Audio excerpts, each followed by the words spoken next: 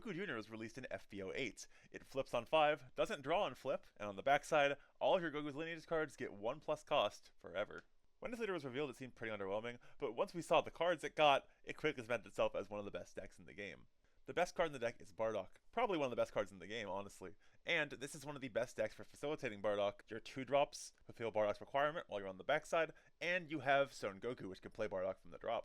Aside from that, all of the strong threats in this deck are 5-drops, which means there's 6 drops on your backside. A lot of removal with this game cuts off at 5 cost, so most decks don't have the tools to deal with your threats the turn you play them. There are a lot of strong black decks in the format right now, but none abuse Bardock quite like Goku Jr. So here's the list. Before I start, I only have 3 Gokus in the sim you should definitely run for. The ideal curve for us depends on the turn. Going first, we want to open Son Gohan Youth, then we want to ideally flip on 3 so Gohan becomes a 3-drop, and then we can play Bardock on turn 3. Going second, it's a bit easier. We can just play Goku GT from our hand with marker, and then we can play Bardock next turn, regardless of if we're awakened or not. From there, the curve becomes freeform. We just want to drop Bardocks and other strong threats every single turn. As far as tech cards go, we have a Hercule and Chi-Chi package. This is to help our Double Striker out. It makes marker for us, so if we play Double Striker for 4 with Goku, then we can get marker, play Hercule, grab Chi-Chi, play Chi-Chi with marker, and the more energy we have, the more we can do. We're playing a few Gogetas for our Yellow Vegeta and Piccolo matchups. We're playing 2 removal spells, 1 piece of low end, 1 piece of high end, to help stabilize in certain matchups. Other than that, we're running 4 of all the best Goku Jr. cards. Let's go ahead and get into the games. So our first game here is up against Goku Jr. It's going to showcase our going first curve and also the black matchup, which you're going to be seeing a lot of if you're playing this deck on ladder. You'll notice we're also playing Burning Power of Instinct instead of Kamehameha here. This was an older version of the list. I decided to switch Kamehameha because it's better into certain matchups. Like if you're playing against Bardock or Gotenks, they try and cheat out 2-drops early on you, and you can actually use it. Burning Power is only live when you already have your stuff set up. I think that Kamehameha is just a bit better. Into the field right now. We start off with the Gohan here. This is the ideal start for the deck because if our opponent awakens us, we can play Bardock next turn. They don't awaken us though, which is annoying, but now they just basically forfeited a leader draw. So it's kind of a weird situation you put them in, where they don't want to attack you because you go to 5, but if they don't attack you, they just are leaving a draw on the table. So that's too good for us either way. They'll go for the Bardock here, swinging into lead, buffing leader. A bit greedy to go Bardock before leader here. They could have more pressure, but I guess they just wanted to see more cards, which is fair. They'll go 20. We will combo out. And they'll go 30. And 20 with the pan, bouncing some combo back to our hand. This is really a game where Burning Power would have been better than Kamehameha, just with like how it played out. I still think Kamehameha is just stronger for its versatility. Sometimes you just need that removal in the early game before you had the 6-drop up. And also going seconds, it's live like whenever, because you just have marker naturally, which is nice. But typically how you want to spend marker in this deck is you want to hold it for as long as possible for either Kamehameha or for Soul Punisher. And once you get to the late game, you'll start getting markers again, because you'll be playing Double Striker. But that marker is very valuable for this deck. You don't want much marker gen, so you want to hold on to it as long as you possibly can. Our opponent here is just doing the classic Goku GT stuff, playing some Bardocks. They're going to swing into lead, buffing to 45. We'll combo out of that. Going to 2 against Goku GT is very scary, so I'd rather not. And this board state really showcases how good of a card Soul Punisher is in this deck. The idea is that you just develop tempo, freeze your opponent's guys, and then at some point in the game, you swing a bunch, force cards out of your opponent's hand, and then just Soul Punisher them. And you have a huge field, they have a low hand, and you're just feeling super good. We'll go swing with everything, and then we'll just Soul Punch our end of turn to kill the Bardocks, and we can freeze the Goku, leaving them basically on nothing with no marker.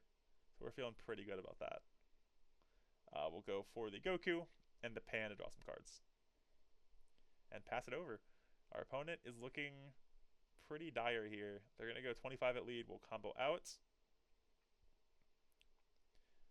And they go for the Bardock here. So they could go face and try and kill next turn. They decide to instead just try and clear board. I think that's probably correct. If they had tried to go face, we could have just probably killed them on the crackback with a Double Striker. We'll go 20 at lead, buffing to 60. Pretty substantial. Trying to get them down to 2 so we can Double Striker kill. Unfortunately, they don't take the bait, but their hand size is really low now. So we can kind of just force them to spend more cards defending board We'll go for the Bardock, play a Chi-Chi, and now we can go 55 into the Double Striker, forcing a ton of cards out of them. So now even if they do try and go for lethal next turn, they probably can't kill us because they have just so few cards now. Go for the Goku Jr. to cap off our turn, grabbing a 10k. Our opponent draws, they'll play the Trunks, pretty good draw for them. Gets the marker back up, and they can buff one of their guys. They'll swing into the Goku, buffing their own Goku. And they decided to go board here, which is interesting. I guess they just don't have the resources to try and hand dump on us, which is fair, like no Chi-Chis or whatever. They'll go ahead and combo with the Bardock and pass. We'll draw, grab a Chi-Chi, taking a life, definitely going for lethal here. And this is pretty much guaranteed. We can go 40 and then double striker hand dump. And yeah, that is a pretty easy game for us. We'll go for some Hercule looping here. Don't really need to though. This is more than enough for lethal. So yeah, that is the Black Ditto. Very much an arms race of Bardocks, but Soul Puncher does help a lot in that matchup. So our next game here is up against Yellow Vegeta. Really going to showcase the grind potential of this deck. We can very convincingly outgrind Yellow Vegeta, which is pretty nice. It's that Bardock. I mean, being 25k the entire game is so crazy. And just means we don't hemorrhage cards at all at any point in the game. And we're drawing an extra card every turn that Bardock's in the field too. So it really just snowballs after a while. We start off with the cantrip, combo away so we don't get rested, and then play the Goku on this turn. Our opponent does have outs, and you're going to see the out right here. They have the rest into Earth Erased combo, which is pretty annoying for us, but we don't, I mean, it's fine. Like, they aren't playing a Barrier Blue this turn, so they're kind of like wasting their entire turn doing that. We're kind of fine with that. It's definitely more of a problem in the more aggro yellow decks, where they're actually doing things on later turns. But for Vegeta, it's kind of a turn skip when they do that combo. Still good, but definitely not the end of the world for us. We go for the Awaken here to keep them off the Earth Erased, so they can't like recur it, rest our Goku, KO it. But they do have the Blue Power Awakening, so like, what do you want me to do? I mean, it's impossible to play around both those cards. They cover everything. We'll go 20 at lead, bump 25 here to get the Bardock engrave. Our opponent is a very heads-up play, decides to play the Floodgate there, so we can't swing with the Bardock. I'll get on the field though, might as well put some pressure on them. They'll go 20 at lead. We'll take this. A bit of a suspect take, but I just want cards in hand because we're kind of bricked. They go for the Majin Buu Evil. We combo up. And this game does start off very poorly for us, but you'll see that like we can just slowly claw resources back in a long game. This next grind game is surprisingly good. We'll swing at lead with the Bardock. Unfortunately, we have to swing with the Bardock first every single time, because if they have the Floodgate, they can skip us off Bardock. So, I mean, the ideal order is usually to swing lead first so you can see more cards, but we have to go Bardock first in this matchup. They'll go ahead and block out. We don't combo up there, we just let it go through, and they results, and we'll go ahead and stun the Majin Buu. Unfortunately, we see this double striker way too late. I wanted to see that early in the turn so we could just kill the 3-drop. We don't have it, unfortunately. We do just pitch the double striker, though, for Majin Buu, so that's not the end of the world. That'll come back later. Blue Power comes down here, but once we are ahead a card, we can really get rolling, because they can only really Blue Power Awakening once per turn. Like, they could twice, but then it's basically a turn skip, because that's all they're doing. We're going to go ahead and swing here with lead, going for the Gogeta. I need to get rid of this Majin Buu really badly. And it also just puts pressure on them, forces them to Blue Power the Gogeta instead of the Bardock, which is good for us. We'll go for Hercule with our last energy, getting back a Searcher. Our opponent will swing at lead, we'll combo outs. They'll swing at lead again. It clanks. Blue Power Awakening for the 6-drop, and the Frieza comes down here. A bit annoying for us, but again, with the Bardock buff, we don't really care, because like we've negated the leader swing basically every turn, and we can just give a 10 and a 5 to get out of the barrier swings. So it's not the end of the world, but he will start getting cards out of our hand now, so we have to start being a bit aggro. We'll go 25 at lead. They will combo outs. A lot of energy here. We'll go for the Bardock, grabbing 2 cards. And we have enough for the Son Goku now. And we can go ahead and pressure with the Gohan at this point. We really need to start getting cards out of their hand. We'll swing, they'll block, we restand, and I pass here, trying to play around Broly. And you can see they charged the Broly there, so that was the correct decision, I think.